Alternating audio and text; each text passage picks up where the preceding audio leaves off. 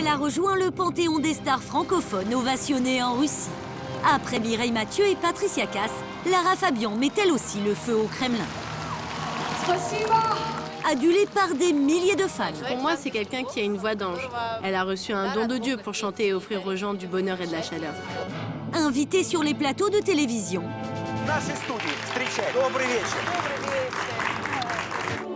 Comment celle qui, depuis 8 ans, se fait plus discrète en France, a-t-elle conquis le cœur des Russes?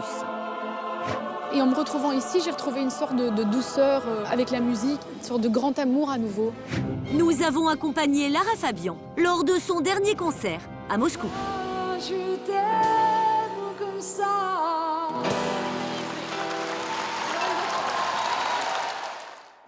Aéroport de Moscou. Comme à chacune de ses arrivées, Lara Fabian peut compter sur un comité d'accueil. Depuis 8 ans, c'est une star en Russie. La Angel, merci beaucoup. Bonjour, comment s'est passé votre vol? Des fans inconditionnels qui ne sont pas venus les mains vides. It's fantastic, thank you very much. Non, non, c'est avec le serre-collet. Et Lou, sa petite fille de 5 ans, n'a pas été oubliée. Voilà, ouais. C'est avec les berceuses russes. Génial. Ils chantent les berceuses russes. Et donc, c'est notre Lara. Elle est la meilleure et nous l'adorons vraiment. C'est son soleil, comment on peut pas ne l'aimer pas, vraiment. Bon, C'est voilà. impossible. Les âmes slaves ont ça de particulier, c'est que vivant dans le froid, elles sont particulièrement chaleureuses. En 2 ans, Lara Fabian a donné plus de 50 concerts en Russie, de la Sibérie à l'Oural.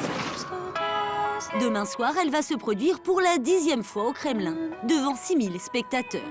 Un lieu mythique où seules 2 autres chanteuses francophones se sont produites avant elle, Mireille Mathieu et Patricia Cass. D'abord, c'est une salle mythique de base, puisque c'était la salle où se faisaient les réunions du KGB à l'époque soviétique. Et aujourd'hui, faire le Kremlin, et ça fait partie des grands moments dans une carrière, quand vous avez une salle de 2 ou 3 000 personnes qui chantent en français et sont des Russes. C'est très troublant. Il y a 2 ans, Lara Fabian a même sorti un album tout spécialement dédié au public russe, composé par Igor Krutoy, le Jean-Jacques Goldman local. Une collaboration qui a fait exploser sa popularité.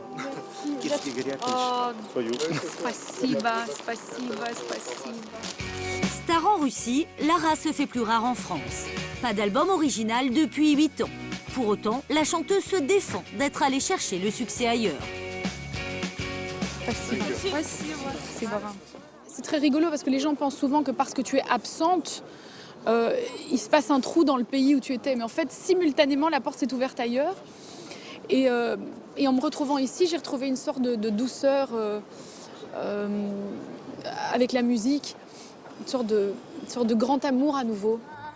Un grand amour et une fascination pour l'âme russe qui correspond bien à son tempérament exalté. Lara Fabian est même devenue incollable sur l'histoire de ce pays. L'histoire de cette église, cette cathédrale est incroyable. C'est qu'au moment de la fin de sa construction, Ivan le Terrible a trouvé qu'elle était si belle qu'il a décidé de brûler les yeux de l'architecte qu'il avait faite afin que plus jamais il ne puisse recréer une œuvre aussi belle. Ivan le Terrible, il portait bien son nom. Avant son concert, Lara Fabian est attendue sur un plateau de télé. Une émission entière va lui être consacrée. Et cette fois, ce n'est pas un vestige de la Russie des tsars qui suscite son enthousiasme. T'as vu? C'est dément. Un four à pizza en distributeur automatique. C'est incroyable, c'est débile, c'est dément. Ah, ça, j'ai jamais vu. Comme pour remercier la Russie de l'avoir adoptée, Lara Fabian a enrichi son vocabulaire. Добрый вечер. Какие первые слова вы изучили на русском, кроме «спасибо» и «пожалуйста»? Отлично. Круто. Класс. Да. Как дела? Красное вино. Красного вина. 18h devant le Kremlin, les fans sont déjà là. Malgré le prix des places, entre 35 et 150 €, Lara Fabian va jouer à guichet fermé 3 soirs de suite, devant 6000 personnes. On attend depuis longtemps ce concert pour voir et écouter Lara Fabian. On l'aime beaucoup. On est 3 générations, moi la grand-mère, ma fille et ma petite-fille. Pour moi, c'est quelqu'un qui a une voix d'ange. Elle a reçu un don de Dieu pour chanter et offrir aux gens du bonheur et de la chaleur. En coulisses, Lara profite de quelques instants avec sa fille Lou, 5 ans, qu'elle a eu avec le réalisateur de télévision, Gérard Policino. Mon amour? Oui, mon amour. Mais si, elle peut rentrer. Merci. Lara l'emmène partout, mais veille à ce qu'elle n'apparaisse dans aucun média. C'est Loulou le mot de passe. Il voulait pas me laisser passer. Sa vie privée, Lara Fabian la protège jalousement.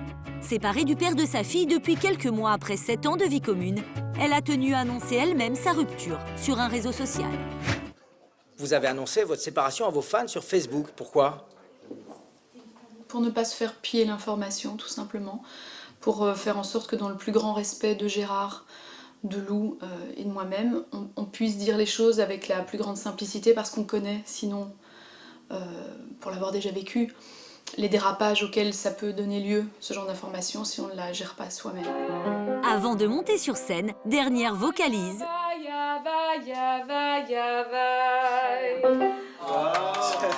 Et rituel avec son équipe pour conjurer le trac. Pour rompre avec la solennité du lieu, Lara Fabian sait qu'elle va devoir chauffer la salle. So tonight, I know we're at the Kremlin, it's serious, and everyone is like... But it's time now to smile and have fun. Are you ready? Alors, pour mettre le feu, elle va leur chanter une rengaine qu'ils adorent, une chanson de 1972 de Nana Mouskouri. Soleil, soleil, soleil, soleil, soleil. L'anarchie n'est pas au programme et le public brandit ses pancartes à l'unisson. Lara Fabian peut enchaîner sur son plus grand tube. Je m'aime comme un loup, comme un roi, comme un... Voûte céleste de téléphone portable garantie. It's a fantastic lots of song written with Igor Krutoy. Au bouquet final, Lara Fabian chante en russe. Et ses fans lui répondent en français.